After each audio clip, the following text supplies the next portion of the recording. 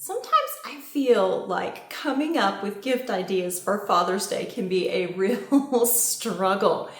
It's hard. I don't want to do the normal tie or a pair of socks. I want to do something fun and creative. So maybe y'all can help me come up with some fun ideas for a unique Father's Day gift.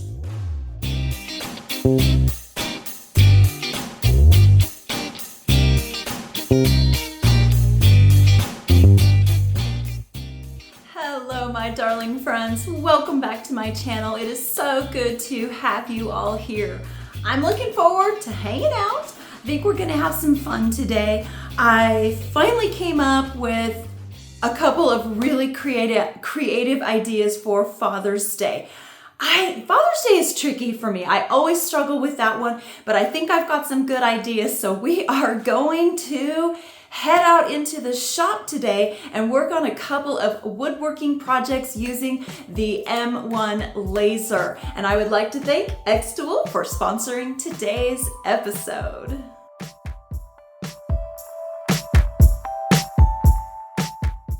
All right, first things first, before we can do anything, before we can get started on our projects, every project has to start with a design, right? So I have gone ahead and drawn out all of my designs on paper and kind of sketched things out. So the next step is to pull everything into XTool's creative space, and that way I can connect all the working parts, the components, the pieces, and make sure that everything is sized correctly and ready to go. So we are going to just jump right into XTool's design space and start creating our projects. I'm really looking forward to this. I think the designs I came up with today are going to be so fun. To first get started, I've gone ahead and pre-drawn all of my designs. So we're going to go ahead and pull them into XTool's design space. So I'm going to go up to the little folder in the left-hand corner, import image, click on import image, and it's going to pull up my files, and you just want to choose where you have your files stored, and then you can drag and drop this in, or you can just double click and it'll automatically import. So now that I have our design into XTool's design space, I need to come in and make sure that I have this sized to the exact size that I want my actual project to be. So up in the size where it says width and height, that's where I can adjust all of my sizes. Now that I have the sizes set, we can go ahead and bring in some more elements to add to this. So I'm first going to duplicate this because I do need to cut two of these. So one of these will actually be the clock face and the other will be the backing.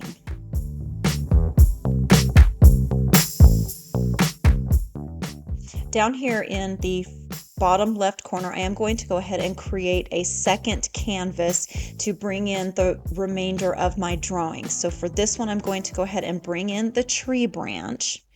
And once I drag this tree branch in, because this one I drew freehand and it's a little bit differently, I'm going to try to trace the image. And that trace image will pop up automatically when you open. But here's what happened when I tried to trace this. It traced it with all these weird extra lines that I don't actually need. So what I'm going to have to do is come in and create a vector image of this. And so to create the vector image, I just go over to the left-hand window, click on vector image, and then I can just go ahead and start tracing around that image. And well, first I'm going to delete this traced image because I don't want that image in there. I want to create my vector image off of the original drawing. So I'll go ahead and drag that back in. And I'm going to ignore the whole trace thing and just go straight over here to the left-hand box, click on the vector image tool, and then I will just start tracing all the way around my tree branch here to create the vector image.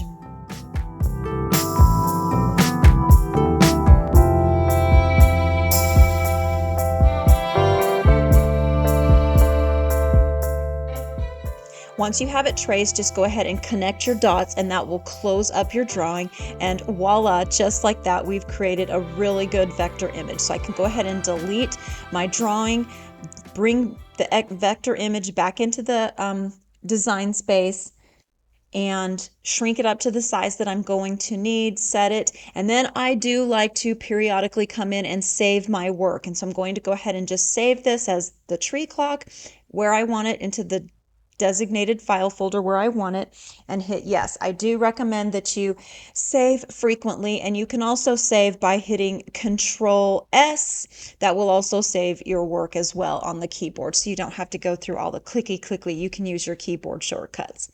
All right, so now let's bring in the components that I want to actually use for the clock face. And because this one is a solid image that I brought in from Canva, it's going to trace just fine. So I went ahead and traced it, saved the image, dragged the trace over to the right so that I can come in and delete my drawing, bring that in, and then I will go ahead and size this as well. And then we can start putting all these components, adding all these components into our actual clock face. So I brought my clock face in, and you can see that it is a little bit bigger than my canvas, so I'm going to go ahead and shrink that down just a little bit, but no, I'm not going to do that. So I brought my tree back in, and you can see that it is a little bit larger than the canvas. That is okay, because once we get our clock components all added in, I'm going to go ahead and flip it vertical so that it fits properly in the canvas and we can make our cuts. So for the 12, the 6, the 3, and the 9, I want to have my little apple seeds. These are supposed to resemble apple seeds because we're kind of drawing a tree here, and I thought it kind of looked like an apple tree. So I'm going to go ahead and do the seeds for the 12, 6, 3, and 9, just a little bit larger, and then I will shrink those down for the remainder of the numbers. And then I'm just going to go ahead and position them all, get them all placed by copying and pasting. And to copy, you can hit Control C. To paste, you can hit Control V. And that just gives you those nice keyboard shortcuts. And I've just gone ahead and done this. But you can see that they're a little bit wonky. So I'm going to clean this up by going up to my shapes, bringing in a perfect circle, making that circle the size that I need it. I think, there we go. Making it the size that I need it for my clock face. And now I can go ahead and adjust all of our little seeds to properly fit within that circle so that they create a perfect circumference. And that they're also properly and evenly distanced apart from each other, or spread apart from one another. Or spaced apart. That's what I was looking for.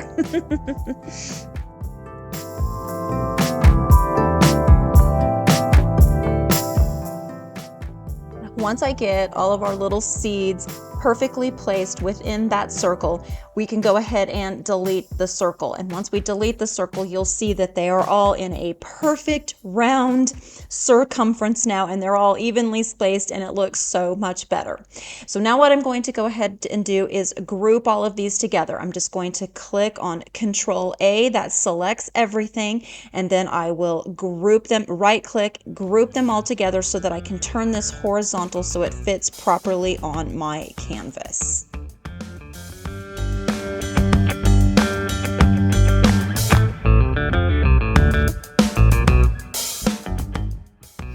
Okay, y'all, so we have all of our designs completed, and now it's time to send everything to the laser cutter and let the magic happen. This is my favorite part. It is so satisfying to watch the laser cutter just cut all of this stuff out so perfectly.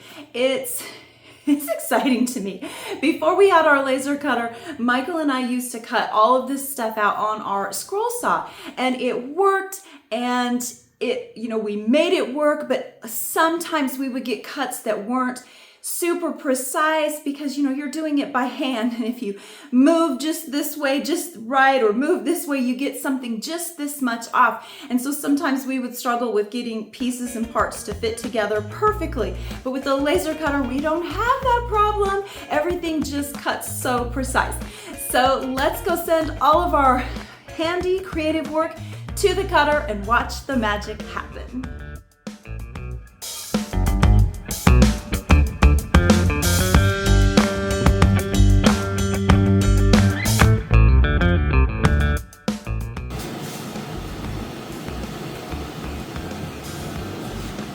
Looks like it's cutting out really good. I'm kind of excited.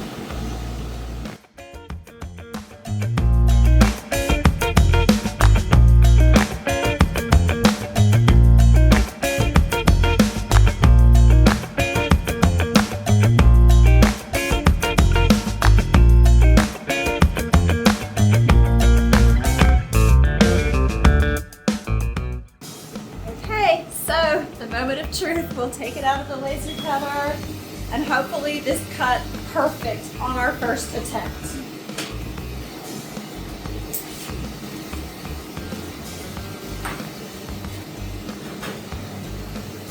Well, I think we might have success. Oh, yay! Look at that beautiful cut. That is a gorgeous cut. Oh, I love it. It is a little dark on the edges, so I might tone down that setting just a tiny bit. But y'all, that is a gorgeous cut. I could not be any more pleased right now.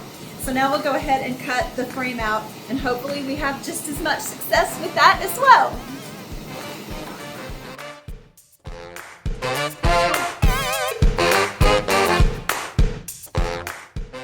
Alrighty y'all, I'm going to go ahead and get our next design cut out, and once that's cut out we can head into the studio and get everything painted.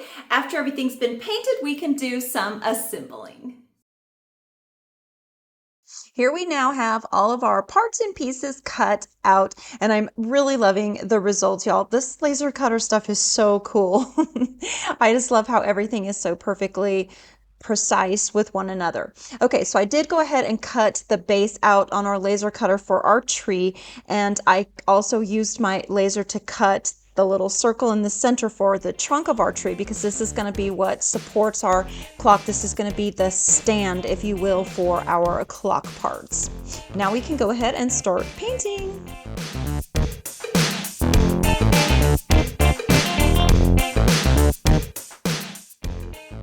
So I want the color that we see behind our seeds to be this really pretty natural stained color. So this is the color that you'll see behind the seeds on the clock face. So I'm going, and the piece I'm painting right now is the backing board. So I'm going to go ahead and just stain this whole thing, and I do stain front, sides, and the back.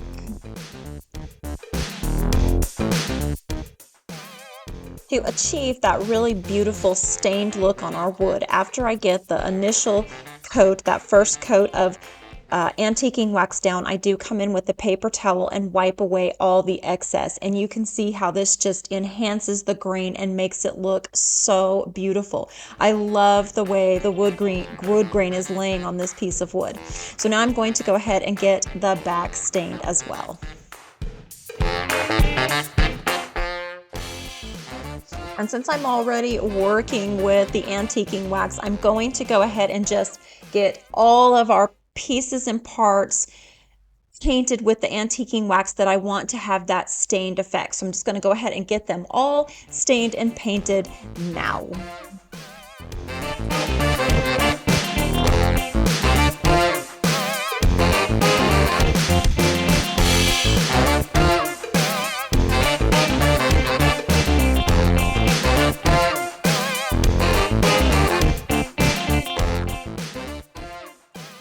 On the backing part of our bird clock, the only part that I want stained is the actual bird itself. So I just carefully came in and stained him as well. Now we can go ahead and move on to painting the clock face of our tree clock. And I wanted to paint this a really pretty green. So I paint the whole front side of this, and it wasn't necessary to paint the back because we're going to be gluing these together. So I left the back natural. This will also help the glue adhere a little bit better. Sometimes the glue doesn't adhere very well to a painted surface.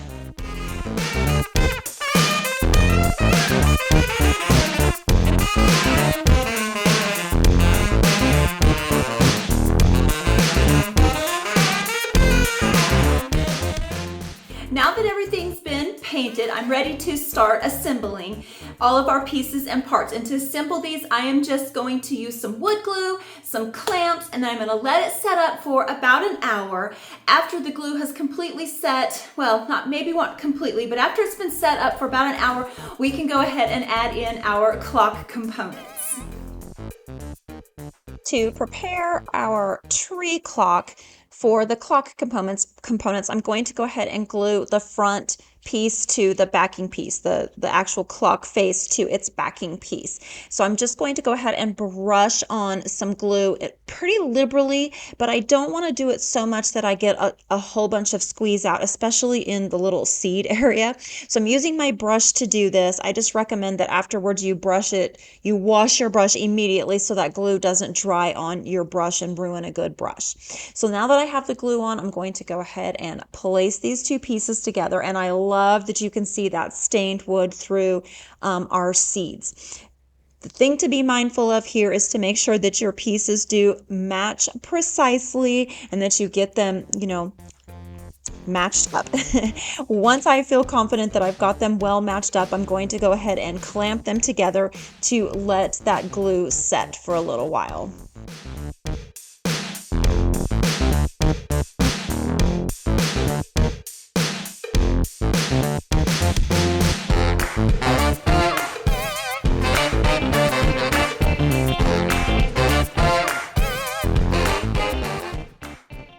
If you do get a little bit of squeeze out with your glue, a little trick here, a little tip here is to take a damp paintbrush, well, pretty wet actually. I pretty much saturated this, and then use your damp paintbrush to go into all those little tight spaces to clean up that glue, and it wipes up that glue really well. Like, you couldn't even see this once I was all said and done. But again, remember to just wash your brush thoroughly afterwards so that that glue doesn't dry on your brush and ruin it.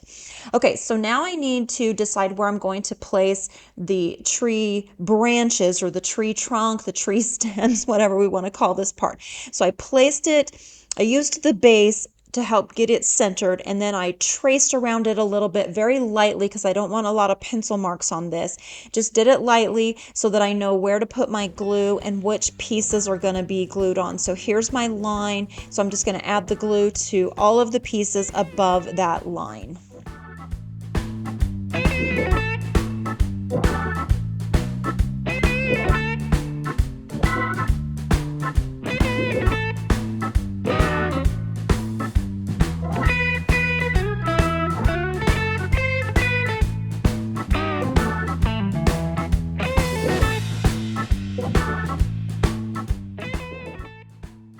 I did get a little heavy-handed with the glue on our tree trunk here, so I did get a little bit of squeeze out, but I just came back in with my paintbrush and used our handy-dandy trick, and it worked perfectly. And then this happened as well.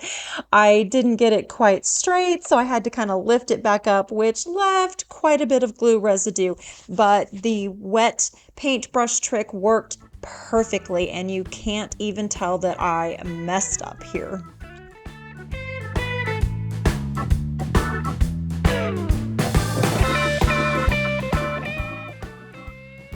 So here's where I had a big mind change.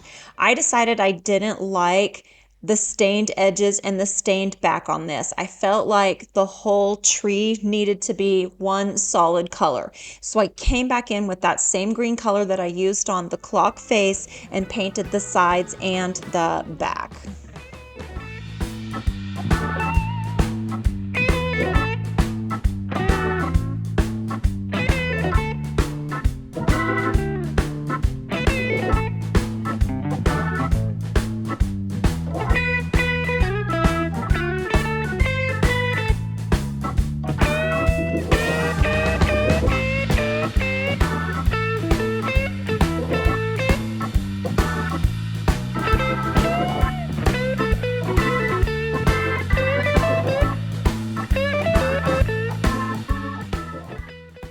I am liking this so much better now that I have the whole tree part painted a solid green.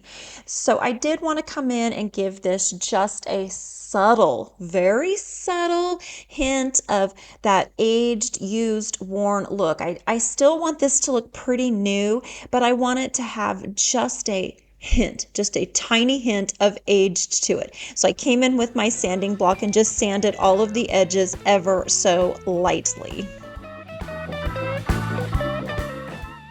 Now let's go ahead and assemble our bird clock. I'm going to go ahead and put the actual clock face onto this, and I just came in with some super glue. The wood glue was a little too messy, so I decided to use super glue to do this. So I super glued it on and it turned out perfectly. I love the bird clock. I think this one might be my favorite.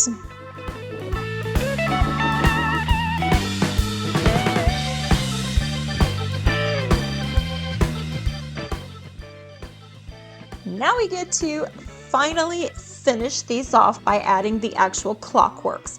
So I did drill the initial hole on our tree clock. Well, I didn't drill it. I cut it with the laser cutter because it gave me that perfect center, but it wasn't quite big enough. So I did have to come in with a bigger drill bit and drill that out. And the size of your hole is also going to depend on the clockworks that you have, the clock pieces and parts that you are using. I think they are all different.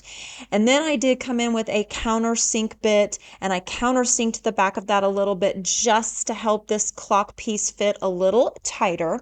Once that was in, we could go ahead and add the hands. And I love these clock components that I used here. It was so easy to install. So I will have these linked for y'all in our supply list in the description box.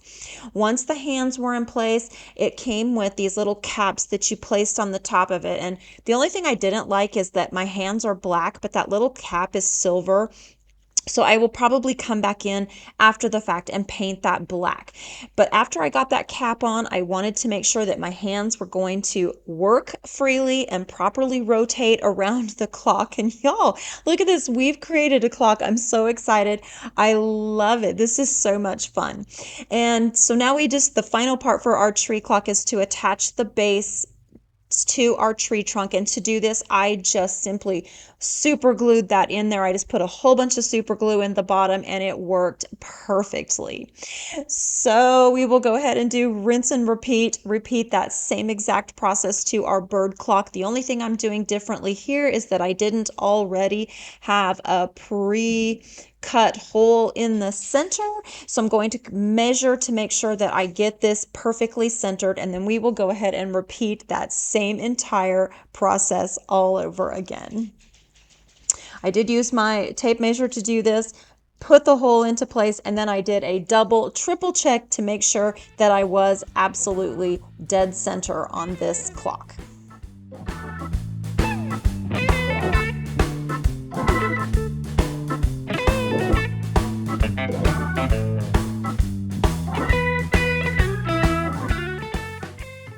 I think either one of these clocks would be fabulous Father's Day gifts, or you could even gift these as husband gifts. They would be so much fun for either or.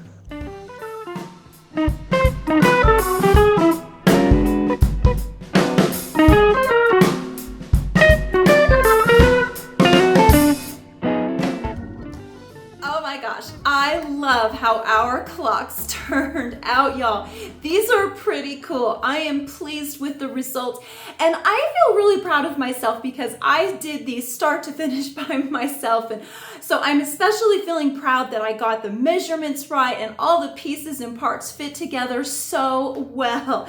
And hopefully, if Michael didn't watch this video, he'll be surprised, but if not, sorry, the surprise is ruined.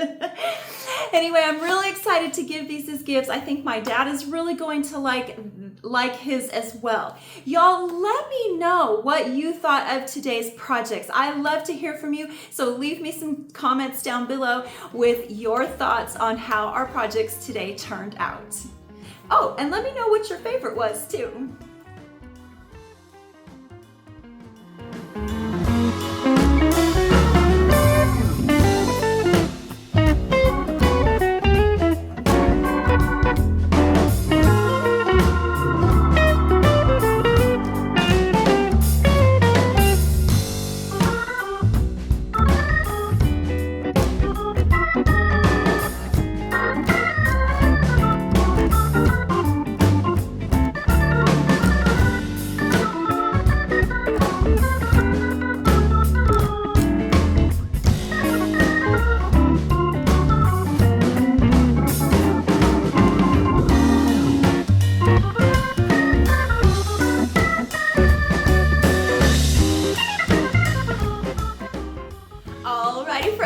is it for today. Thank you all so much for being here with me today. I had fun, I enjoyed your company, and I hope that y'all enjoyed today's projects and that it gave you some inspiration for some Father's Day gift ideas. Next week, we are jumping into some really fun, patriotic, Americana-themed projects. So y'all come back and see me again next week. Until then, take care, and I will see you soon. Bye, friends. Hold that thought. I'll be right back. Bright, shiny object. Easily distracted. Okay, what does my hair look like? It's probably sticking up all over the place. What am I supposed to say right now? Hello, my darling friends. Welcome back. It is so good to see you all. I say that every week. I think we need something new. Hi, friends. Howdy, friends. Greetings, Earthlings. No, absolutely not. Lots of thank yous to Xtool for sponsoring today's episode. If y'all are in the market for a laser cutter, I do highly recommend the Xtool M1 laser cutter. It is a fabulous beginner user-friendly machine. So if you are interested and would like some more details, I will have lots of details in the description box for y'all, as well as a discount code that Xtool has given me to share with you. So if you are interested and want more information, check out the description box.